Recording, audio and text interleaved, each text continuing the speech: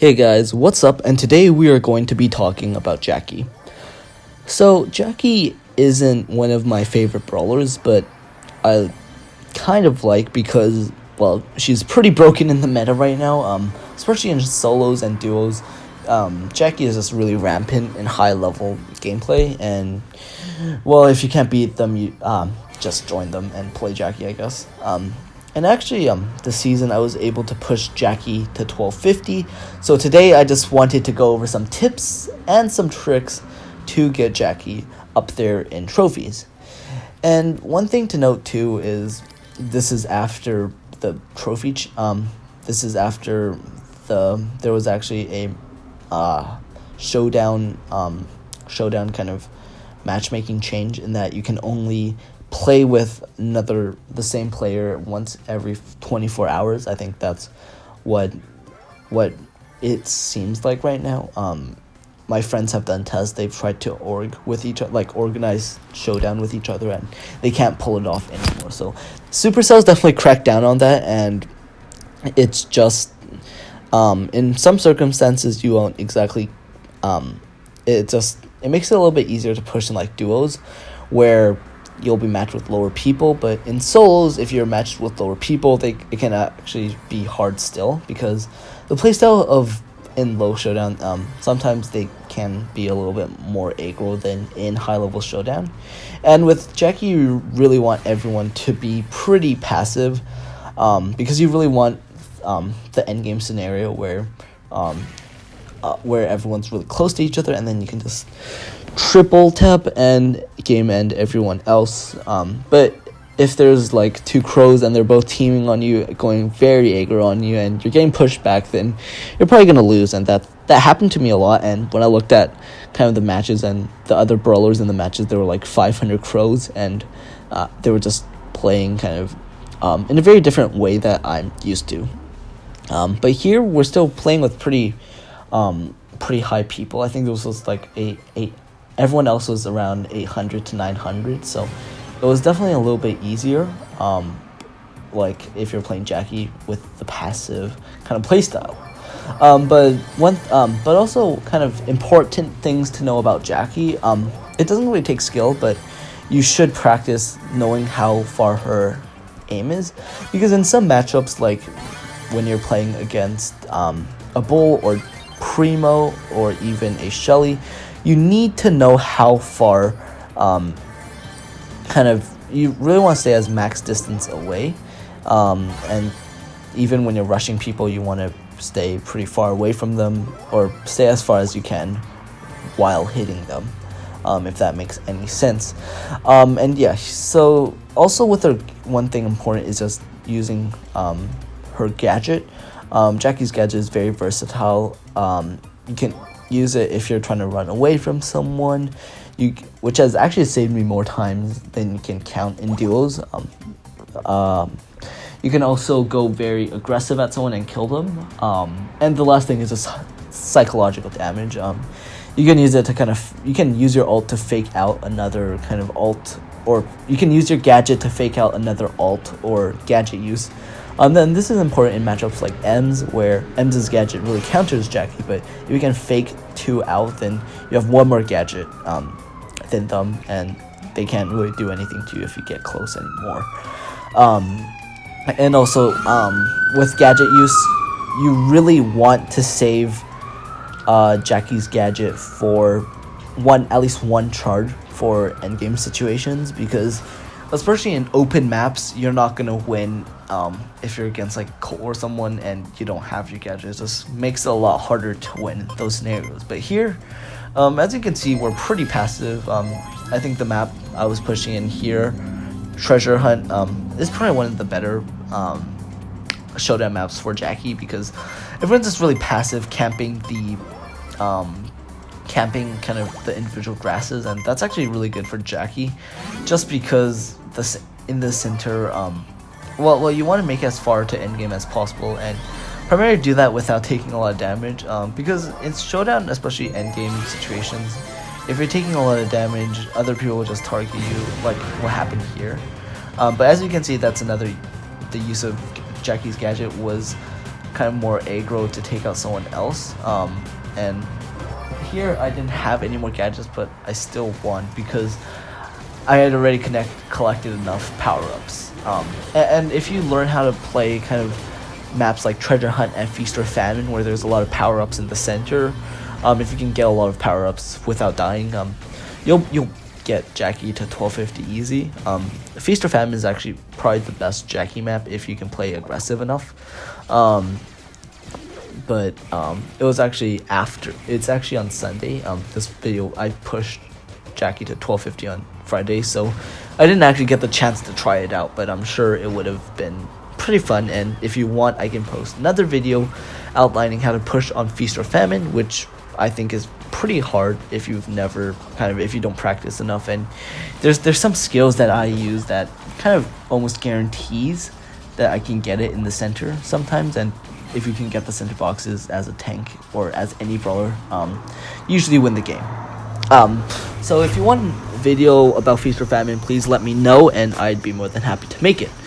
And here we move on to Rocky Blocks. So here I pushed from around 1150 to 1229. I actually put it to 1242, but at the end of the map, I tilted down to 1229. And on this map, I didn't really like it because there was a lot of Shellies, and Shelly kind of counters Jacky if she has the range advantage over Jacky, so it can be pretty annoying. But I'm just playing very passive, which is sometimes actually not good if there's someone camping in the bushes when I'm trying to kind of enter the bushes. But it's working, I think, right now, just because I think people are more scared of Jacky than they should be. Definitely when I was pushing 8-bit, I was pretty scared of Jacky when even if I had the range advantage over them. But right here I have one of the center grasses, which basically late game, if you have one of them, you win the game. And here, even if there's 6 people teaming on you, it's still not that hard. They can't really damage you if you're kind of hugging the walls. And kind of as they kind of like a psychological effect too, as kind of people get closer, clump up to each other, they just backstab. The likelihood of backstabbing becomes greater. So here, you can see in around 10 seconds, I win the game. They attack each other, and I just do some light work. I force them to fight each other. If they come to my side, I kill them. So that was a really fun game, and I really enjoyed it. And so actually the final map that I pushed Jacky on was 1000 Lakes, which actually isn't the best Jacky map just because it's so open. But it also wasn't that hard. One of the reasons for this was just because Sprout's in the game, and Sprout can basically carry Jacky. And Sprout Jacky, though, is actually one of the strongest comps because Jacky can protect the Sprout and the Sprout can carry the Jacky. Because Sprout doesn't have a lot of health, so Jacky protecting I don't know if it's a him or her, but protecting the Sprout, it's really strong. And it's very hard to beat. I think the only comp that really counters it is Sprout and B. That's a really good comp, and my friends also pushed that comp to 1250. Actually, here in the Jacky that you see here and the one that you saw at the start of this clip is the #1 Jacky in the world. He has over 1400 trophies on Jacky. I think that's actually the world record right now for Jacky. I'm not really sure. Don't kind of hold me accountable, but he's pretty good at Jacky. But the only reason at the start that you saw that he lost was because I think he went too aggro. He wasted his charges on the box. In a Jacky 1v1 matchup, you want the Jacky to hit the box without hitting you. You want the Jacky to kind of waste her shots almost. And if they do that, then you can kind of go in. You can go way more aggressive and get the kill on the other Jacky and also the boxes. And this is very useful on 1000 Lakes, Feast or Famine, and most maps if you're pushing where there's boxes in the middle. And so you can see this is actually not a very good situation for us. We're on the edges, and also the Sprout, or my Sprout only has 1 elixir power up, but we still win because kind of the other teams were fighting each other, and that's something that's very good. You can, with Jacky and lost situations, you can play very passive and still win because your presence forces other people to kill each other. And here this is a pretty good gameplay of showing kind of how to be passive. So when you're being passive, you're not just camping. I mean, you're kind of attacking but playing very passively. Here you can see by doing so I was able to pick up 4 elixir, take out basically 2 people who had 3 elixir each. I was pushing the Tara to the Sandy, and I was able to gadget up aggressively using the gadget to kill the Sandy.